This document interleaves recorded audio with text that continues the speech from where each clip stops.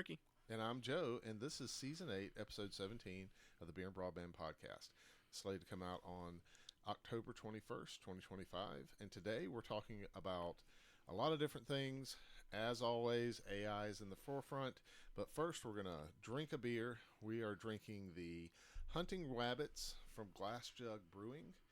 It doesn't have a whole lot. Oh, no, it does. Move over, pumpkin beers.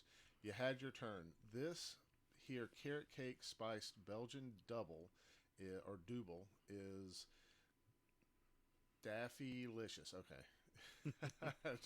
the print on this is fine, but it's setting over the top of like this tree, and it's making it hard for me to read it.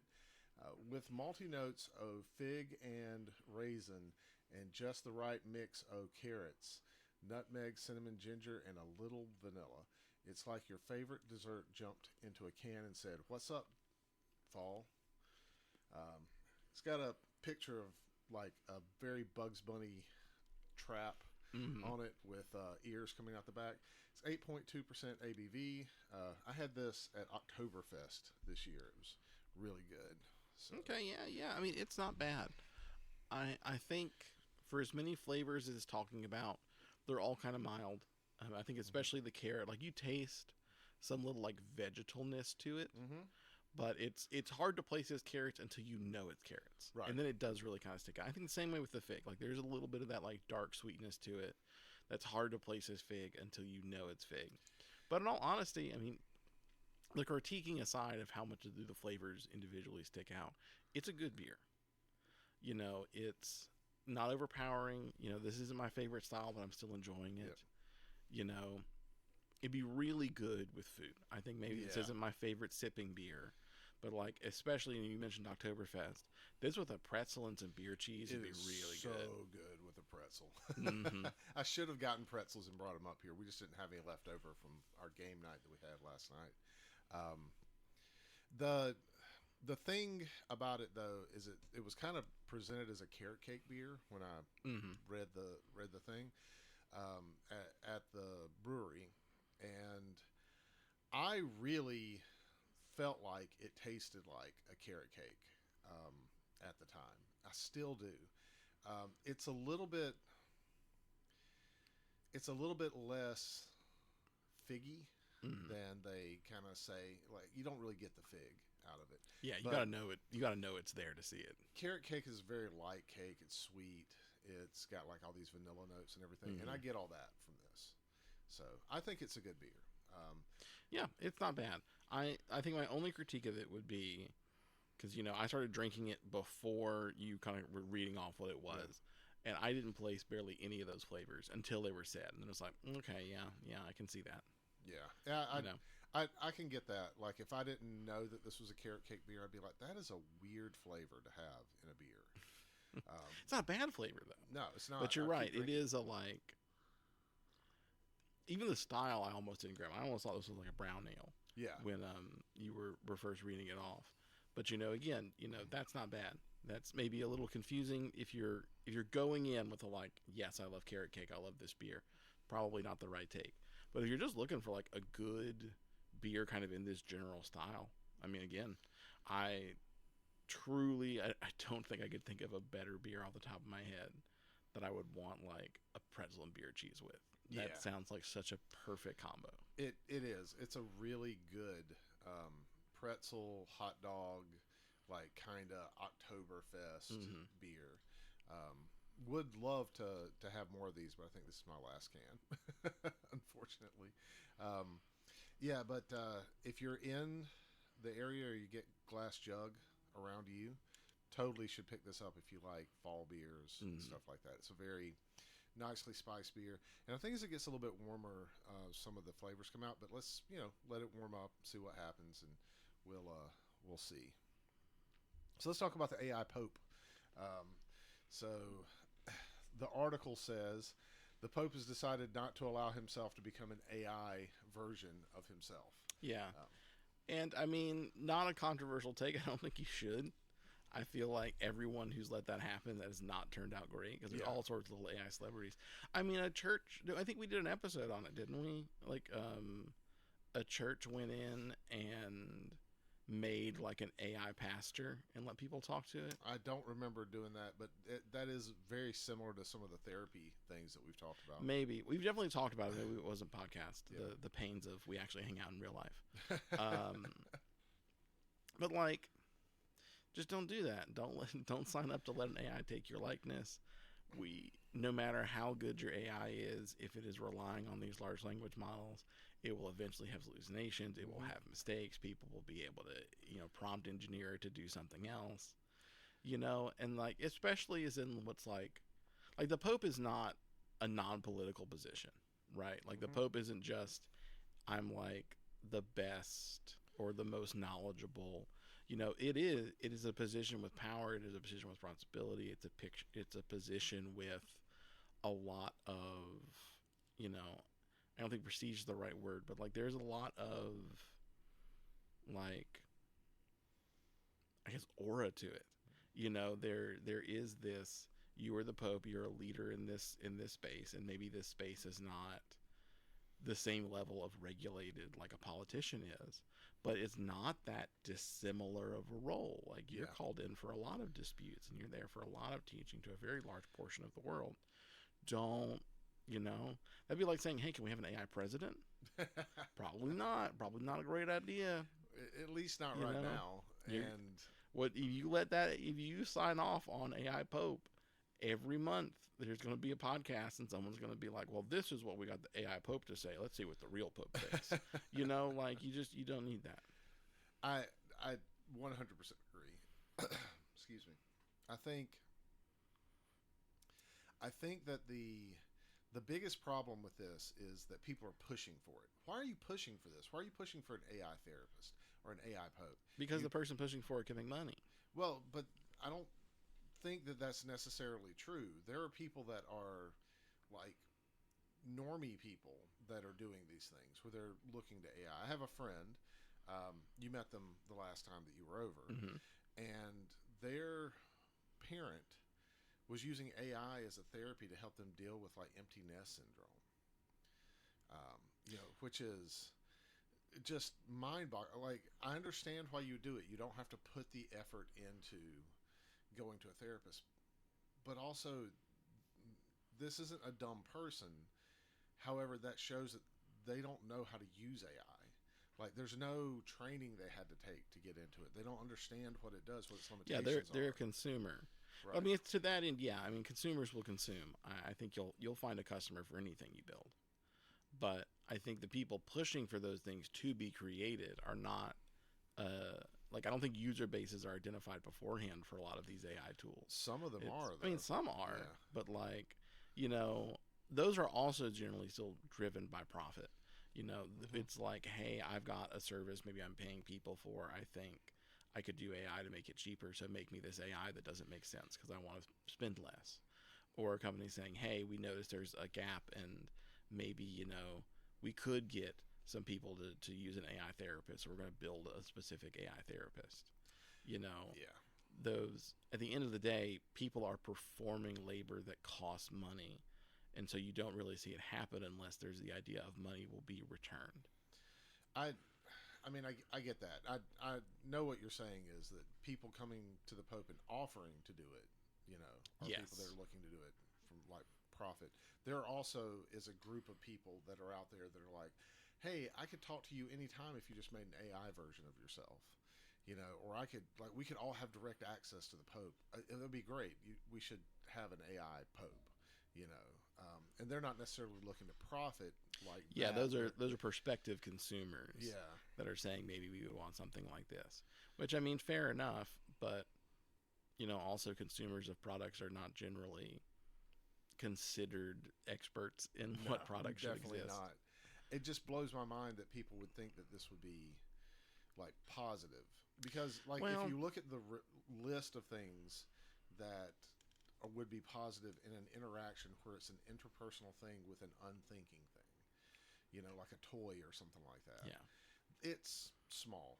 It never dies, available 24/7, has some sort of blah, blah, blah. Like the cat that the people in Japan would they get this like vibrating pillow thing that when you petted it, it vibrated like a cat, and it had fake fur that was kind of similar to a cat, but you could have that as a pet and pet it. And it had like 3 positives, but also it like had like a ton of negatives. When it was analyzed what it does to a human being, and just the fact that people don't realize that is kind of dangerous, I think. Yeah, and I think that's really where a lot of this like consumer AI stuff hits, is that people start forming relationships, because we're people, like that. There are so many studies that show humans will just bond to whatever. It's such a strong drive in people. I mean, it is what made us be able to be people, is our ability to form relationships. And especially with forming relationships, things that are different than us. I mean, the drive to like domesticate animals and a lot of agriculture and stuff like that, of realizing, hey, this thing that's different than me, I could form a different relationship with it than what I have now, and that would be more beneficial to me. You know, just even those concepts are beyond what you really see anywhere else in the animal kingdom. And so to put something that can so closely resemble a human in communication in ways that like no other thing can. Like your pet can never get up and like talk to you about your day. And to the same level, you know, your dog would probably actually know more about your day than the AI does. Right. But it can't talk to you like an AI can. And so it does. It does trick a lot of people, especially when we're in the middle of like all these loneliness epidemics and all this other stuff. When like the economy's real rough, so people have more stuff they want to talk about because their lives are worse, and maybe they can't afford or don't think they can afford appropriate therapy and stuff. I mean, you see, you know, new articles almost every day of some person who did something weird with AI.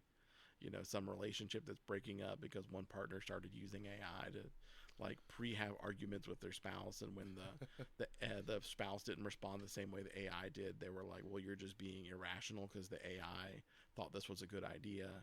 You know, stuff like that. I mean, it is concerning.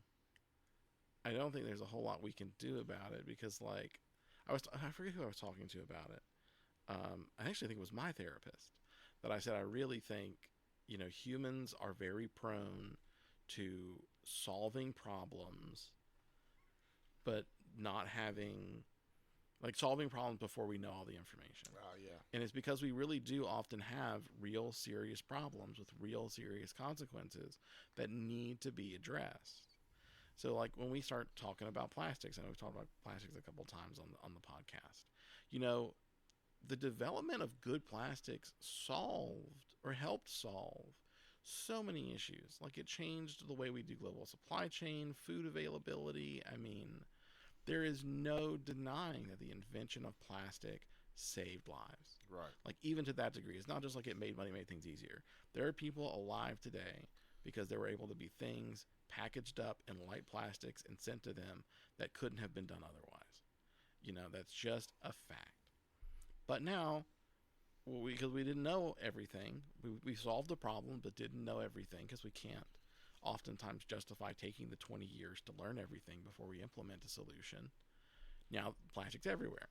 It's in the ocean. It's in your body right now. Every single person I'm talking to, it's in your body. You can't solve it. It's already there. We go rip up plants in the Amazon, and they're there.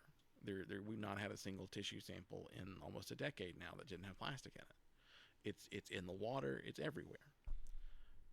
And hopefully that's okay. We don't know. I mean, we hope it is. The more we do research, we think like maybe it is. Maybe it is bad, but it's not super terrible, so we'll get through it, type of deal.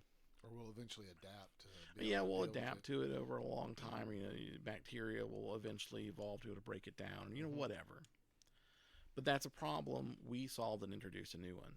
And I think this is really the apex of where internet and social media and stuff like that have taken us.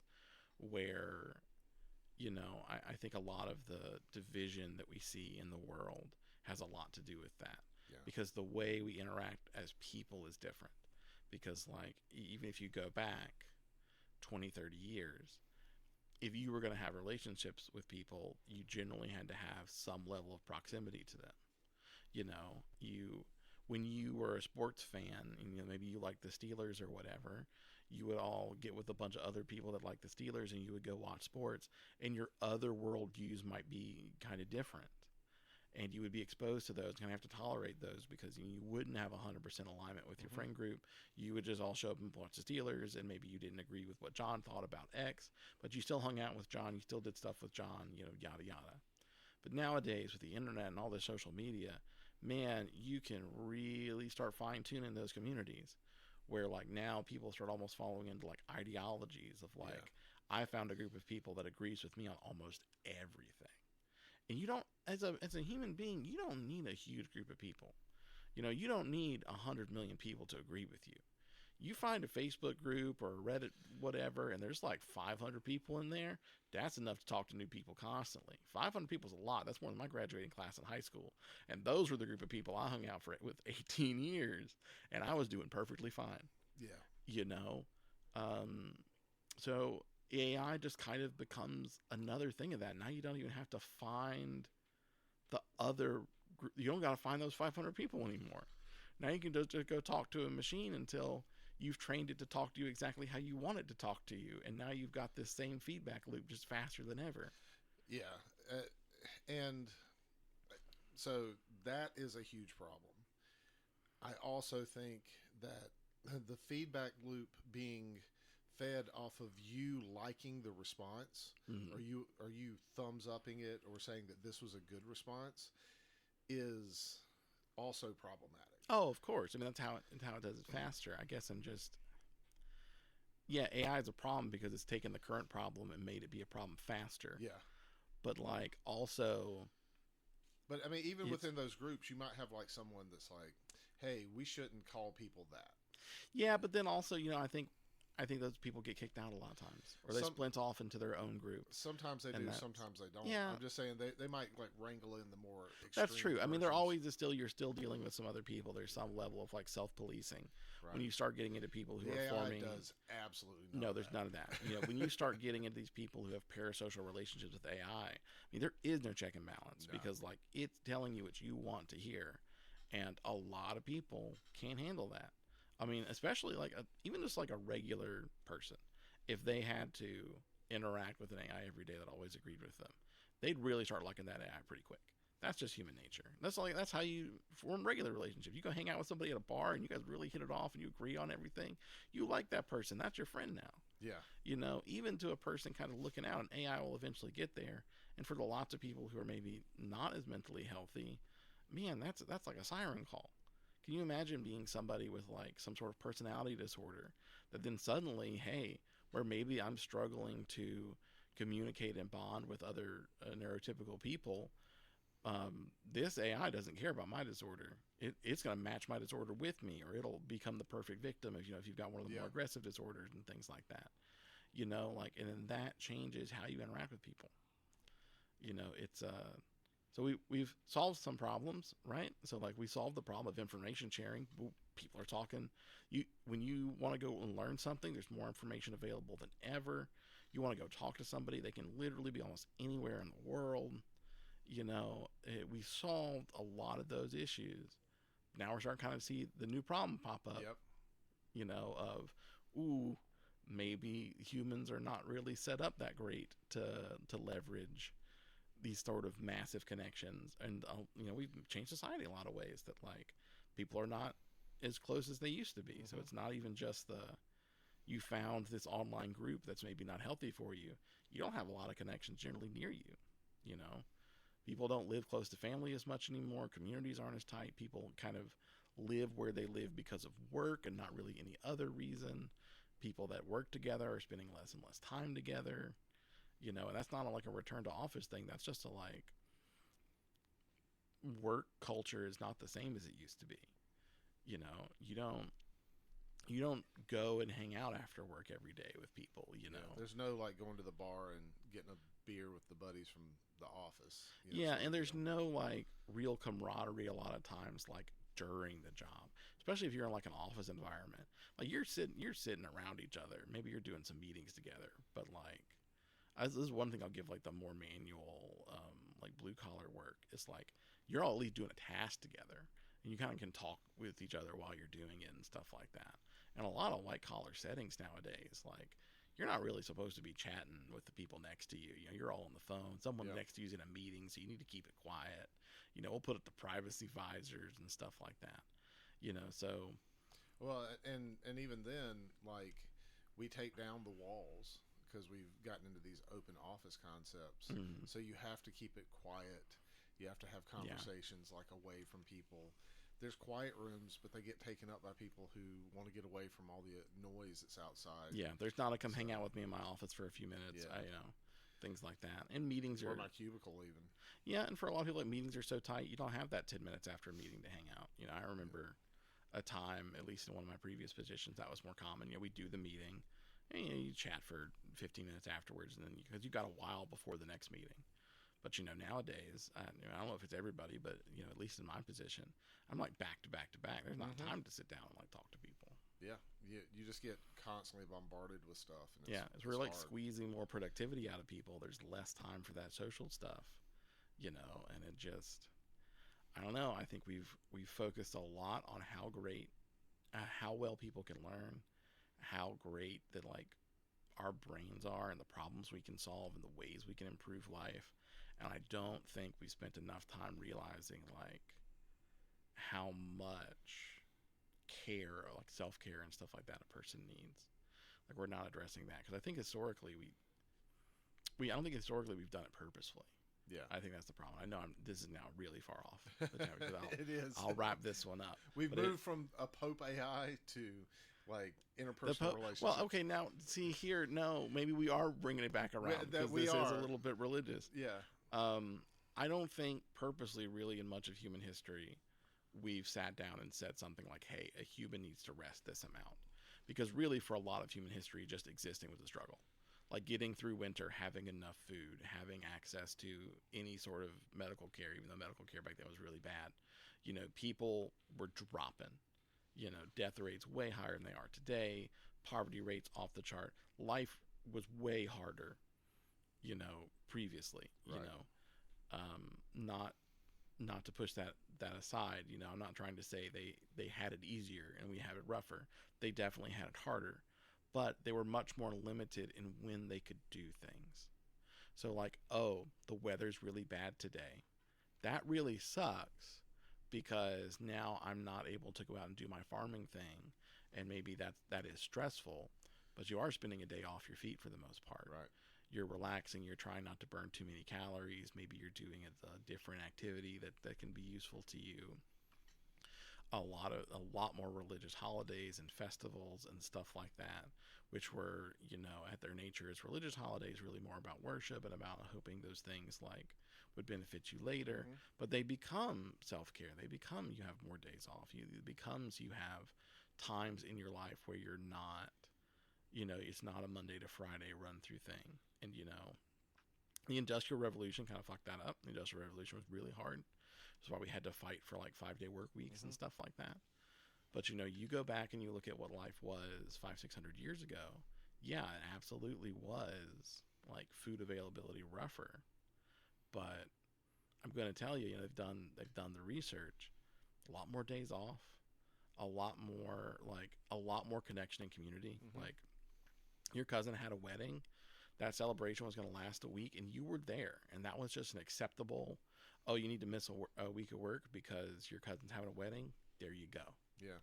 You know, might not have gotten paid, but you wouldn't have worked and you wouldn't have got your you stuff. didn't get fired. You know, yeah, but you would go back to your job afterwards, and you know, a lot of people like worked on their own land and stuff like that. So like you weren't completely without some sort of income or something like that. You know, and I think that's probably the next thing is I think we're spending a lot in technology to fix these like burnout issues. Yeah. I just don't think that's a technology problem that's going to solve. That's more we're going to figure out, we need to take a step back on something and figure it out. We need to give people more time to like relax their brains and stuff like that. Let's talk about wood as hard as steel. So I don't know if you read the article or not. I did read every single article. Awesome. But there is this chemical bonding process that essentially is like you open up the pores in wood and then you force chemicals into it, and that bonds with the fibers in the wood, and it makes it harder. And this guy's been working on this for a long time. Now, as we talked about unintended consequences, we don't know what sort of new hell this will unleash on the world. But also, it would make it seems to be less toxic and less problematic and easier to like kind of do things with, because essentially you can make a thing like say a beam for a house, carve it just like wood, and then once you've planed it, carved it, done all the things, drilled the holes, prepped it, put it in this process, and then you have basically a steel girder at that point in time. And it doesn't weigh as much either. Yeah. So there's a lot of good options here for the possibilities of what this could do. It does make like manufacturing and stuff like that has to have new steps. But I mean, essentially, once you make a whatever sort of like frame or something like that you're going to do, inject this with the wood, inject the wood with the chemical, and then you have this, freestanding wooden structure that's as tough as steel or concrete with steel on it or something like that, depending on how you do the. Yeah. So we've had processes like this before that are just not as successful. It's pressure treating wood and all sorts of stuff like that. The thing that really stood out to me is I know one of the problems where we're moving towards a lot of engineered wood or like wood replacements is because of a lot of the new construction timber is a lot softer. It doesn't hold up as well because we have to grow the trees. At a certain point, you look at why do these houses that are super old have way better wood in them. It's just because they were older trees. That tree was, 100 years old before it got cut down instead of, the minimum maturity it can be to be able to be harvested. The difference between old growth and new growth. So like that's an interesting spot on it of like if we could get all this new growth behaving more like old growth, it's going to make the wood a lot better. Obviously, it's going to be more expensive. Wood's already more expensive in a lot of these cases. But, at the end of the day, you want to get steel, you want to get stuff like that, you want to get, other building materials. A lot of that stuff is either like kind of like plastic, it's being made in the lab, which we talked about just a little bit ago, is having some problems. Or, you're mining it out of the ground, and that's also, like, not great for the environment. So, like, I know, because I talked about in the article, it's a massively less, like, its carbon footprint is super small compared to, traditional steel and stuff like that. I'd maybe want to see what that 10% even is, like, what actually are our byproducts here. Yeah. But, like, I can definitely see there being a stance of, hey, we're kind of like overmining the world. A lot of these resources are getting pulled out, and maybe I think beams is a stretch because like even if it is strong, even if it's capable of doing it, it really is a great use case for steel because like anything organic is still going to degrade, whereas like steel can be protected a little bit better. But like I don't know if I had a picture of it or maybe I just pictured it super clearly in my head. Like flooring and like fences and like siding on your houses and stuff like that could switch to something like this and probably be a really, really good product. Because a lot of those things are like pre-cut anyway. Because like I might have missed in the article, I didn't think it told us how they actually shaped it. If it was like if you end up getting like 2x4s and you cut it yourself, or if you pre-form it and then do it. But either way, use cases are there for both. I mean, all flooring is now is like pre-cut. When you get flooring done, a guy doesn't show up with a rock and like make your little things right there, and he doesn't show up with 2x4s and cut them into size. You come up with already like engineered products that for the most part like snap together, and really the only things you're cutting are like the corners and stuff like that. Yeah. There's a little bit of cutting involved, but it's not as much as there would have been in like 1870 or something. Yeah, you're not starting with lumber. You're starting with a product, and then you're trimming a product. Yeah. A lot of times when you're doing flooring and stuff like that. So, So this would be perfect because people love like hardwoods. in a house, what I was thinking specifically of, like my parents' house, Mm-hmm. my grandfather built it. There's wooden beams that go along like under the floor. Yeah, for and like stuff residential construction. Yeah, I could see so that. I was specifically Yeah. thinking of stuff like that, not like in an office building where you need Mhm. like steel beams and stuff like that. I don't think that that's the right application. But if we're talking about like a structure where, and they talked about it in the article where they built this essentially like frame for this kind of like 3-story house type deal, and it is just open and it's standing the weathering of the wood, because even though it can degrade, it degrades so much slower. Yeah, and in residential construction, you're gonna have to go through and replace stuff anyway. I mean, you're gonna be up in there doing insulation. You're gonna be doing stuff like that. You know, it could also be like depending on, and they didn't talk about how much more expensive it was, but like if it's not an egregious amount, I mean, I think a lot of people would buy it just for also like pest resistance. Yeah, Because like I'm sure termites are not getting in there quite as bad because it's got all those other chemicals not now at pressed all. into the wood. yeah, I mean, I'm sure they'll try. I mean, termites will try and get into metal. They just won't succeed at it. Right. They'll chew on anything. But so yeah, I mean, it's a cool little thing. And let's just hope 20 years from now we're not having another podcast. It's like, well, we solved a problem, we introduced a new one. and now we've got chemicals in our brain that we didn't want. Turns out when you mash all that stuff together, and then 10 years of UV exposure, it releases some other thing. It releases a gas that causes you to Yeah, gain because it's never easy. vampirism. It's not like day one we notice there's a problem and we just ignore it. A lot of times it's just, man, we just really didn't know. Yeah. You know. And that's the problem with these things, right? Like the inability to be patient. We think that we've solved things. We have processes, and then we have to go back and reevaluate them later because we find that they either weren't as efficient or they had like other drawbacks. Yeah. It's the same thing with our solutions to problems. They're not always perfect. They rarely are. Mm-hmm. So last topic, Dungeon Crawler Carl. Mhm. I've been reading this series. I am on book 5 right now. It is probably my favorite book of the year. I've read about 12 books this year or so, not counting the Dungeon Crawler Carl series. And I like a ton of them. Have you read any? I've not. I've been recommended it a lot, but I've never read any of them. Okay. It's a really popular book series right now. The reason I wanted us to talk about it is, one, I think you would find it interesting, not from a character standpoint, but from a world design, min-maxing, figuring out and solving problems kind of standpoint. Lit RPG is not for everybody, because it's basically, you've got a character who gets put into some sort of video game. Yeah.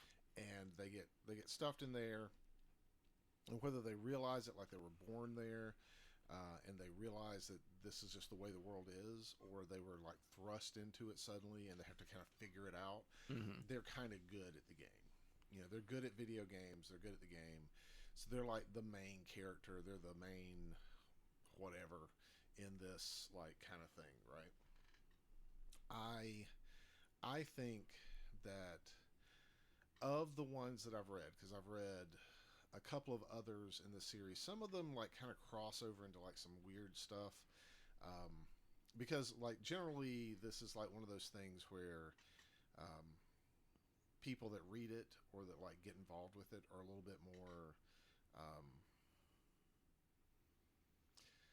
they're probably a little bit more like into like a kink or like something like that. So you like get crossovers with like vor novels or like other sorts of things like that. And I've read a couple that do that. But it's not that I'm like really deep into literary RPG. This is really the only one that I'm like, oh man, this is really good. Yeah. Generally, they're not written like with English in mind, or they're written in English, but it's by somebody who's not a native English speaker. This is the first one that I've read. Definitely a native English speaker. I think Red Mage is the other one that's written by somebody like that. It's very well thought out. It's kind of like a game that's a crossover between Fortnite and World of Warcraft in a sense. And it just kind of reminds me of all the min-maxing stuff you do in games like Skyrim and stuff Okay, like yeah, that. So yeah. I think you would enjoy at least the second book, but you need to read the first one because Okay. the second book won't make sense. Yeah, yeah. Listen to it as an audiobook. Matt Denneman has this guy that read it. He does a really great job. Kind of reminds me of the guy that played the Tick, Patrick Warburton, in the way he talks. Okay. But it's pretty darn good. Anyways, I'm not plugging in on the podcast. We don't we don't have any sponsors or anything like that. I'm just more talking to you about it. Like, dude, this is a good book. Yeah. It kind of also reminds me of like The Witcher or something like that, in the sense of how you've got this grumpy old man character, almost like, that's like the main character that's happening, and you're having to deal with whatever in the hell everybody else is doing and all their machinations and stuff like that. And that's what kind of draws me in on those books too. Okay. I hate the way the series has gone, by the way, with The Witcher. I felt like the first 2 seasons were pretty faithful-ish to what was like the intention of the book. The second season got a little off the rails with some of the things they did to some of the side characters, but it at least kind of... Yeah. Well, that's kind of why Henry Cavill left, wasn't it? Is because he got fired. Yeah, but I thought he got fired because he was in disputes because they were taking it in a direction that he didn't approve of. Yeah, exactly. Yeah. Or he kept arguing because he was like, "Don't you read the damn books?" You know. But I mean, this is the same sort of like character. Yeah. In essence, and I think you would have a ball, and it would be something for us to talk about. yeah, I'll check it out. All right. Anyways, this has been Season 8, Episode 17 of the Beer and Broadband Podcast. Thank you so much for listening. It should come out on October 21st, 2025, if I can say the words to get the date out. Otherwise, thanks so much, and we'll catch you next time.